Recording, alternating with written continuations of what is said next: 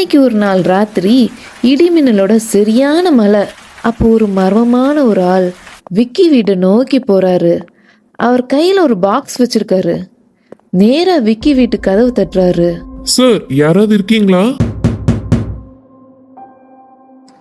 இந்த நேரத்துல யாரா இருக்கும்? நாம எதுவுமே இன்னைக்கு ஆர்டர் பண்ணலையே. ப்ரோ, இது வேற யாரோ அட்ரஸ்க்கு வந்திருக்குன்னு நினைக்கிறேன். அட்ரஸ் செக் பண்ணுங்க. விக்கி ஃபிளாட் பி நீங்க தானே?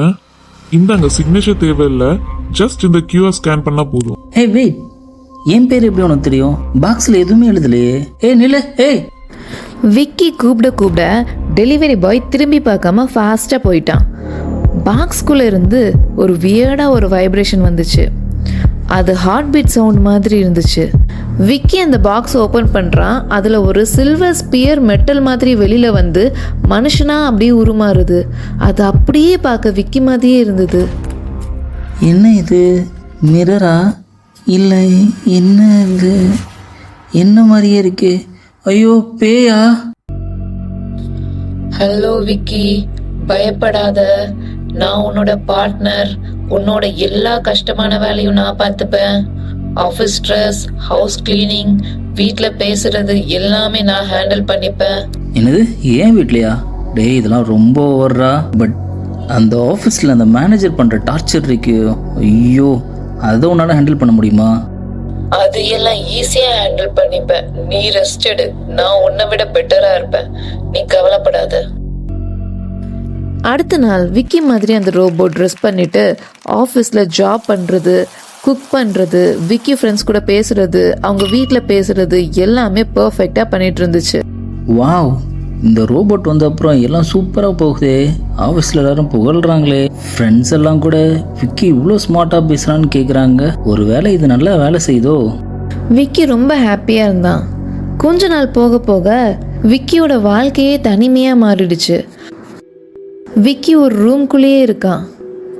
சோகமாக டல்லாக அவன் கூட யாரும் பேச இல்லாமல் ரொம்ப தனிமையாக ஃபீல் பண்ணான். ஒரு நாள் விக்கி ரொம்ப சோகமாகி ரோபோட் கிட்ட பேசுகிறான்.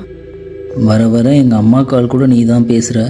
என்னை பார்க்க யாருமே வரல, எல்லாரும் உன்னை பார்க்க தான் வராங்க. எனக்கே என்னை பார்த்தா வர பயமாக இருக்குது.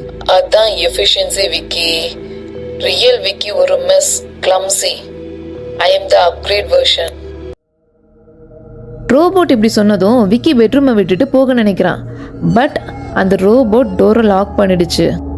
வெளியில நின்று விக்கியை பார்த்து முறைக்குது அந்த ரோபோட். டேய், கதவை திறடா. ஏன்டா லாக் பண்ணியிருக்க?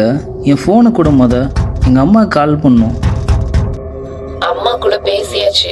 பை தி வே, விக்கிக்கு நெக்ஸ்ட் மந்த் மேரேஜ், எல்லாம் செட் ஆகிடுச்சு. என்னது, மேரேஜா? என்ன கேட்காம எப்படி? இந்த உலகத்துக்கு ரியல் விக்கி தேவையில்லை. நீ ஒழுங்கா ஒர்க் பண்ணல, பேசல, பட் ஐ எம் பர்ஃபெக்ட். உன்னை வெளியே விட்டு விக்கியோட ரெப்புடேஷனை ஏன் ஸ்பாயில் பண்ணணும்? கொஞ்ச நாள் அப்புறம் ரோபோட் லாக் பண்ணி வச்சிருந்த டோரை ஓபன் பண்ணுது. விக்கி ஓட ட்ரை பண்றான். பட் அவன் லெக் மூவ் ஆகல. அவன் என்னாச்சுன்னு காலை பார்க்கறான். அவன் ஸ்கின் சில்வரா மாறிட்டு இருக்கு. அவன் ரோபோட்டா மாறிட்டு இருக்கான்னு அப்பந்தான் அவனுக்கு தெரியுது. புரியலையா விக்கி? ஒவ்வொரு டைமும் நான் ஜெயிக்கும் போது உன்னோட 10% ஆத்மாவை எடுத்துக்கிட்டே இருப்பேன்.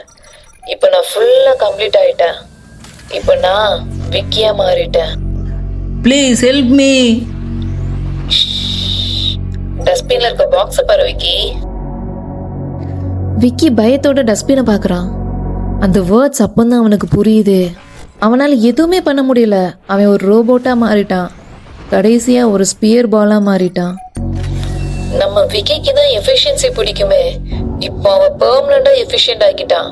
அடுத்து உங்கள யார் எஃபிஷியன்ட் ஆக்க உங்க வீட்டுக்கு வரணும்னு நினைக்கிறீங்க?